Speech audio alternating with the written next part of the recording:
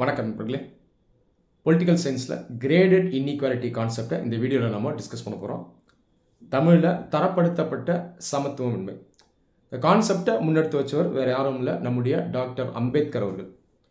இந்தியாவில் பல நூற்றாண்டுகளாக இருந்த வர்ணா சிஸ்டம், கேஸ்ட் சிஸ்டம், இதை கிரேடட் இன்இக்வாலிட்டி கான்செப்ட் மூலமாக டாக்டர் அம்பேத்கர் ஒரு காலத்தில் சயின்டிஃபிக்காக அனலைஸ் பண்ணார். சரி, டாக்டர் அம்பேத்கர் கிரேடட் இன்இக்வாலிட்டி மூலமாக என்ன எக்ஸ்பிளைன் பண்ணார் அப்படிங்கிறத பார்த்துடலாம். அதுக்கு முன்னாடி ஈக்குவாலிட்டினா என்ன, இன்இக்வாலிட்டினா என்ன அப்படின்றதுக்கான எக்ஸ்பிளனேஷனை கொடுத்துறேன். ஈக்குவாலிட்டினா என்ன? ஒரு சமுதாயத்தில், அதாவது சொசைட்டியில் வாழக்கூடிய மக்கள் சமநிலையில் இருக்காங்க. பொருளாதார ரீதியாக, சமூக ரீதியாக, அதிகார ரீதியாக ஒரே நிலையில் இருக்காங்கன்னா அது ஈக்குவாலிட்டி. இதில் ஈக்குவாலிட்டி இல்லை, சமநிலையில் இல்லை அப்படின்னா அது வந்து இன்இக்வாலிட்டி. உலகத்தில் இருந்த இன்றைக்கி இருக்கக்கூடிய எல்லா சமுதாயங்களும் நீங்கள் பார்த்தீங்கன்னா பெர்ஃபெக்ட் ஈக்குவாலிட்டியில் இருந்தது கிடையாது. கண்டிப்பாக ஓரளவாது இன்இக்வாலிட்டி இருக்கும். Societal status, economic strength, power எல்லாத்தையும் வச்சு பார்க்கும்போது மக்கள் எப்படி அந்த சொசைட்டிக்குள்ளே இருப்பாங்கன்னா குழுக்களாக இருப்பாங்க. ஒரு சில குழுக்கள் மேலே இருக்கும், அதாவது உயர்ந்ததாக இருக்கும், ஒரு ஹைரார்க்கியில் இருக்கும். ஒரு சில குரூப்ஸ் வந்து கீழே இருக்கும், அதாவது அதிகாரம், பொருளாதார சக்தி, இதை வச்சு பார்க்கும்போது அவங்க வீக்காக இருப்பாங்க. அப்போ சொசைட்டியை நம்ம எப்படி பார்க்குறோம்னா ஒரு ஹைரார்க்கியாக பார்க்குறோம், லெவல்ஸில் இருக்கும், படிநிலையாக தான் சமூகம் இருக்கும். உலகத்தில் அந்த காலத்தில் இருந்த இந்த கான்செப்டை நீங்கள் பல நாடுகளில் பார்க்கலாம். இந்தியாவில் வர்ணா சிஸ்டம்ன்ற கான்செப்ட் இருந்தது. கிரீஸில் பார்த்தீங்கன்னா அங்கேயும் வர்ணா சிஸ்டம் அதே ஒரு கான்செப்ட் இருக்கும். 4 கிளாஸ் இருக்கும். கிரீக் சிட்டிசன்ஸ், மெட்டிக்ஸ், ஃப்ரீட்மென், அப்புறம் ஸ்லேவ்ஸ், இந்த மாதிரி ஒரு சிஸ்டம் அங்கே இருந்தது. ஏன்ஷியன்ட் ரோமில் பார்த்தீங்கன்னா பட்ரீஷியன்ஸ், பிளெபியன்ஸ் அப்படின்ற 2 கிளாஸ் இருந்தது. இந்தியாவை பொறுத்த வரைக்கும் நம்ம ஒரு காலத்தில் ஃபாலோ பண்ண சிஸ்டம் வந்து இந்த வர்ணா சிஸ்டம். ஒரு வர்ணாக்குள்ளேயும் பார்த்தீங்கன்னா டிஃப்ரெண்ட் கேஸ்ட் இருக்கும். ஸோ வர்ணா சிஸ்டமில் ஃபஸ்ட்டு லெவலில் இருந்தவங்க பிராமணாஸ், அப்புறம் சத்ரியாஸ், 3வது வைஷ்யாஸ், 4வது சூத்ராஸ், கடைசியில் யார் பார்த்தீங்கன்னா இந்த அன்டச்சபிள்ஸ், சோ கால்டு அன்டச்சபிள்ஸ், அவர்னான்னு சொல்லுவாங்க. ஒரு காலத்தில் இந்த மாதிரி ஒரு சிஸ்டம் இருந்தது. இன்றைக்கி நம்ம இதை அக்செப்ட் பண்ணல, பட் இதை சயின்டிஃபிக்காக படிக்கிறோம். இதை டாக்டர் அம்பேத்கரும் சயின்டிஃபிக்காக அனலைஸ் பண்ணுறாரு. இப்போ இந்த வர்ணா சிஸ்டம் நம்ம பார்க்குறோம் இல்லையா, அதுக்குள்ளே பார்த்தீங்கன்னா கேஸ்டெல்லாம் இருக்குது. ஒரு கேஸ்ட்டை நீங்கள் எடுத்து பார்க்கும்பொழுதும் அவங்க வந்து சஃபரர்ஸாகவும் இருப்பாங்க, அதாவது பாதிப்புக்கு உள்ளானவங்களாகவும் இருப்பாங்க. அதே நேரத்தில் இன்னும் சில கேஸ்ட்டை இவங்க ஒடுக்குறவங்களாகவும் இருப்பாங்க, டாமினேட் பண்ணுறவங்களாகவும் இருப்பாங்க. உதாரணத்துக்கு சத்ரியாஸ் எடுத்துட்டிங்கன்னா அவங்களுக்கு மேலே பிராமணாஸ் இருப்பாங்க, அவங்களுக்கு கீழே பார்த்தீங்கன்னா வைஷ்யா, சூத்ராஸ், அன்டச்சபிள்ஸ் இருப்பாங்க. வைஷ்யாஸ் எடுத்துட்டிங்கன்னா அவங்க மேலே 2 பேர் இருப்பாங்க, பிராமணா, சத்ரியாஸ். அவங்க கீழே 2 பேர் இருப்பாங்க, யார்? சூத்ராஸும் அன்டச்சபிள்ஸும். அப்போ நம்ம என்ன புரிஞ்சுக்கணும்னா இன்இக்வாலிட்டி இருக்குது, அது கிரேடடாக இருக்குது. ஒரு லெவலேருந்து பார்க்கும்போதும் ஒரு கேஸ்ட்டுக்கு மேலே சில பேர் இருப்பாங்க, அந்த கேஸ்ட்டுக்கு கீழே சில பேர் இருப்பாங்க. ஒரு கேஸ்ட்டில் வர நபர்கள் இன்னும் சில கேஸ்ட்டில் இருக்கவங்கள ஒடுக்கக்கூடியவர்களா, அதிகாரம் செலுத்தக்கூடியவங்களா இருப்பாங்க. இந்த நபர்கள் மேலே இன்னும் சில கேஸ்ட் குரூப்ஸ் வந்து அதிகாரம் செலுத்துவாங்க, இவங்கள அவங்க வந்து ஒடுக்குவாங்க. இதுதான் இந்த கிரேடட் இன்இக்வாலிட்டி. இதை ஒத்து கவனிச்சோம்னா அந்த சஃபரர்ஸ் இருக்காங்க பாருங்கள், பாதிப்புக்கு உள்ளானவங்க, அவங்களுக்குள்ளே இன்இக்வாலிட்டி இருக்கும். ஒருத்தர் வந்து பாதிப்புக்கு உள்ளானோ அவர் வந்து இன்னொரு குரூப்பை வந்து அவர் ஒடுக்கி வைப்பார். இதை தான் டாக்டர் அம்பேத்கர் அந்த காலத்தில் ஸ்டடி பண்ணுறாரு இந்தியன் சொசைட்டியில். இந்த வர்ணா சிஸ்டமில் பார்த்தீங்கன்னா 2 குரூப்ஸ் மட்டும்தான் இந்த இன்இக்வாலிட்டியில் அப்சல்யூட்டாக இருக்கும். அப்சல்யூட் சஃபரர்ஸ் அப்படின்னு பார்த்தீங்கன்னா இந்த அன்டச்சபிள்ஸ், டோட்டலாக ஒடுக்கப்பட்டவங்க, அவங்க கீழே யாரும் இருக்க மாட்டாங்க. அப்படி பார்த்தீங்கன்னா அன்டச்சபிள்ஸ் இருப்பாங்க, கீழே இருக்கவங்க. யார் வந்து டோட்டல் டாமினேட்டிங் குரூப்பாக இருக்காங்க, டோட்டல் பெனிஃபிஷரிஸாக இருந்தாங்கன்னு பார்த்தீங்கன்னா பிராமணாஸ் இருப்பாங்க. அவங்கள தாண்டி நடுவில் இருக்கிற கேஸ்ட் குரூப்ஸ் எல்லாருமே இந்த கிரேடட் இன்இக்வாலிட்டி கான்செப்டில் உள்ளே வந்துடுவாங்க. அதுக்கப்புறம் நீங்கள் பார்த்தீங்கன்னா இந்த வர்ணா சிஸ்டம் இன்னும் டைனமிக்காக இருந்துச்சு. நான் பல்வேறு நூற்றாண்டுகள்லேருந்து நம்ம வரும்பொழுது நீங்கள் வர்ணா சிஸ்டம்குள்ளே பார்த்தீங்கன்னா ஒரு சில கேஸ்ட் வந்து அந்த வர்ணா இருக்கு இல்லையா, அந்த லெவல் இருக்கு இல்லையா, அதை விட கொஞ்சம் மேலே போயிருக்கோம், இல்லை கீழே வந்திருக்கோம். உதாரணத்துக்கு நீங்கள் நார்த் இந்தியாவில் பார்த்தீங்கன்னா கடந்த ஒரு 3-4 நூற்றாண்டுகளில் இந்த வைஷ்யாஸ் கேஸ்ட் பார்த்தீங்கன்னா இன்னும் ஹையர் லெவலில் போனாங்க.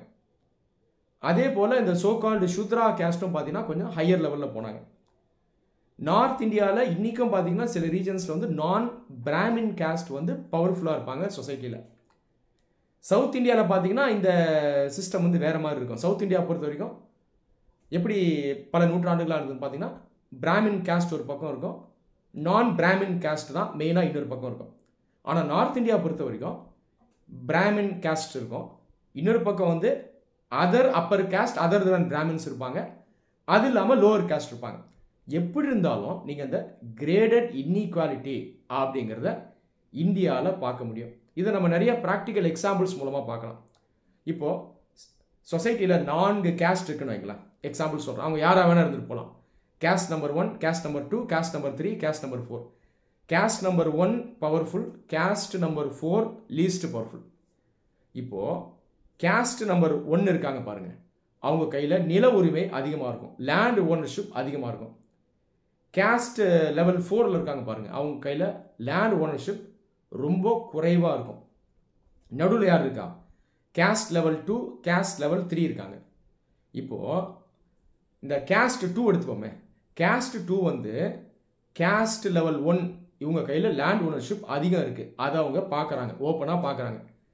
கேஸ்ட் லெவல் 4 அவங்க கையில் நிலமே இல்லை, அவங்க ஒடுக்கப்பட்டிருக்கக்கூடியவங்க, சஃபரர்ஸ். அவங்க டாப் லெவலில் இருக்கவங்க பெனிஃபிஷரிஸ், டோட்டல் பெனிஃபிஷரிஸ். அப்போ அந்த கேஸ்ட் 2 அதை அப்சர்வ் பண்ணுது. லெவல் 1ல் இருக்கவன் லெவல் 4ல் இருக்கணும் ஃபுல்லாக டாமினேட் பண்ணுறான். லெவல் 4ல் இருக்கவங்க கையில் நிலமே இல்லை, ஆனால் நம்பர் 1ல் இருக்கவங்க கையில் நிலம் மேக்ஸிமமாக இருக்குது. ஆனால் நான் லெவல் 2ல் இருக்கேன், எனக்கு நிலம் வந்து லெவல் 1ல் இருக்கிறத விட குறைவாக தான் இருக்குது. உதாரணத்துக்கு அவன் கையில் 100 ஏக்கர் இருக்குன்னா என்கிட்ட 50 ஏக்கர் இருக்குது. ஆனால் லெவல் 4ல் இருக்கவங்ககிட்ட 0 ஏக்கர் இருக்குது, ஒன்றுமே இல்லை. இதை அவர் அப்சர்வ் பண்ணுறாரு. ஆனாலும் அவர் எதுவுமே பண்ண மாட்டார். கேஸ்ட் லெவல் 1க்கு எதிராக அவர் பேச மாட்டார். இதுதான் நம்ம ஒத்து கவனிக்கணும். ஏன்னா கேஸ்ட் லெவல் 1 என்ன பண்ணுறாரு, கேஸ்ட் லெவல் 4 கிட்ட லேண்டே போகாத மாதிரி பண்ணிகிட்டே இருப்பார், அவங்களை டிப்ரைவ் பண்ணிகிட்டே இருப்பார். இது வந்து கேஸ்ட் லெவல் 2க்கும் லாபம், கரெக்டாக? அதனால கேஸ்ட் 2 எதிர்க்க மாட்டாங்க. ஒருவேளை எதிர்க்கிறாங்கன்னா என்ன ஆகும்? ஒருவேளை எதிர்க்கிறாங்கன்னா இந்த கேஸ்ட் லெவல் 1 இவங்க எதிர்க்கிற மாதிரி இருக்கும். அப்போது இந்த நில உரிமையை நீங்கள் வந்து மற்றவங்களுக்கு கொடுக்கணும் அப்படின்னும் இவங்க சொல்கிற மாதிரி ஒரு நிலைக்கு போயிடுவாங்க, கரெக்டாக? கேஸ்ட் லெவல் 3, கேஸ்ட் லெவல் 4க்கும் உங்கள் கையில் வச்சிருக்க லேண்டை நீங்கள் பிரித்து கொடுங்கன்னு கேஸ்ட் லெவல் 2 சொல்கிற மாதிரி இருக்கும். ஆனால் சொன்னால் இவருக்கு ஆபத்து, ஏன்னா இவர் நிலத்தையும் இவர் டிவைட் பண்ணி தர்ற மாதிரி இருக்கும். அப்போது அந்த லெவலுக்கு மேலே இருக்கவங்க தவறு பண்ணாலும், அவங்க வந்து அடக்குமுறையில் ஈடுபட்டாலும், அதிகாரத்தை அதிகம் வச்சுருந்தாலும் அது இவருக்கும் நல்லது. ஏன்னா இவரும் அதிகமாக அதிகாரத்தை வச்சுருக்காரு, இவரும் வந்து அவங்க கீழே இருக்கவங்கள ஒடுக்கி வச்சுருக்காரு. இதுதான் கிரேடட் இன்இக்வாலிட்டி, ரைட்டுங்களா? அப்போ எதிர்த்து கேள்வி கேட்டுட்டா கீழே இருக்கவங்க மேலே வந்துடுவாங்க. ஒரு வேளை மேலே இருக்கிறவனோட நான் ஈக்குவலாக போயிடலாம், ஆனால் எனக்கு நஷ்டம் என்னன்னா கீழே இருக்கவனா எனக்கு ஈக்குவலாக வந்துடுவான். அதனால் ஒரு லெவலில் இருக்க கேஸ்ட் குரூப்பும் அவங்க வந்து டாமினேட் பண்ணிக்கிட்டு தான் இருப்பாங்க. அவங்க கீழே குறைஞ்சது ஒரு குரூப்பாக இருக்கனாலும் அந்த குரூப்பை டாமினேட் பண்ண தான் பார்ப்பாங்க. அதே நேரத்தில் அவங்க மேலே நிறைய குரூப்ஸ் இருந்தாலும் அவங்கள பெருசாக இவங்க தட்டி கேட்க மாட்டாங்க. காரணம் என்னன்னா இந்த சிஸ்டம்குள்ளே இவங்களும் நலன் அடையக்கூடியவர்களாக தான் இருப்பாங்க, அதாவது பெனிஃபிஷரிஸாக தான் இருப்பாங்க. இதை லேண்ட் ஓனர்ஷிப்பை வச்சு ஒரு எக்ஸாம்பிளாக சொன்னேன். இன்னும் நிறைய எக்ஸாம்பிள்ஸ் இருக்குது. மேரேஜ் சிஸ்டம் வச்சு சொல்லலாம். இந்த ஹையர் கேஸ்ட் என்ன பண்ணுவாங்கன்னா லோயர் கேஸ்ட்லேருந்து பெண் எடுப்பாங்க, ஆனால் அவங்க பெண்களை இவங்களுக்கு அவங்க அழிக்க மாட்டாங்க. இந்த மாதிரி நம்ம நிறைய எக்ஸாம்பிள்ஸ் தரலாம். இதையும் நடுவில் இருக்க கேஸ்ட் வந்து தட்டி கேட்காது, ஏன்னா இந்த சிஸ்டம்னால அவங்களுக்கும் பெனிஃபிட் இருக்கும். இதை தட்டி கேட்டால் தங்க கேஸ்டில் இருக்க பெண்களையும் வந்து லோவர் கேஸ்ட்டுக்கு இவங்க அழிக்கிற மாதிரி இருக்கும், அது இவங்களுக்கு நஷ்டம். இதுதான் அந்த கிரேடட் இன்இக்வாலிட்டி. இன்னைக்கு இந்தியன் சொசைட்டியை நீங்கள் லீகலாக பார்த்தீங்கன்னா டிஃப்ரெண்ட் சோஷியோ எக்கனாமிக் குரூப்ஸாக பார்க்கலாம். General category, OBC, SC, ST.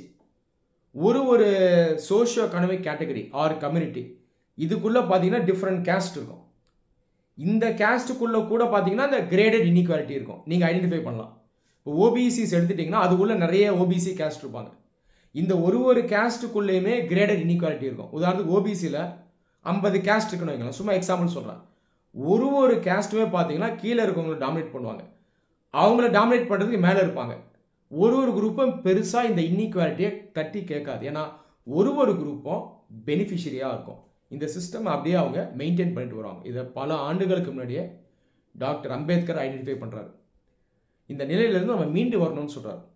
அதுக்கு என்ன சஜஷன் சொல்கிறாருன்னா அனஹைலேஷன் ஆஃப் கேஸ்ட், ஜாதிங்கிற கான்செப்டே இருக்கக்கூடாது, அது ஒழிச்சிடணும் அப்படின்னு சொல்கிறாரு.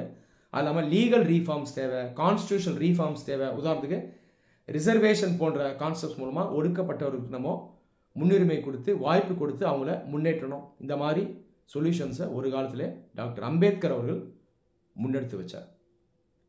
நன்றி.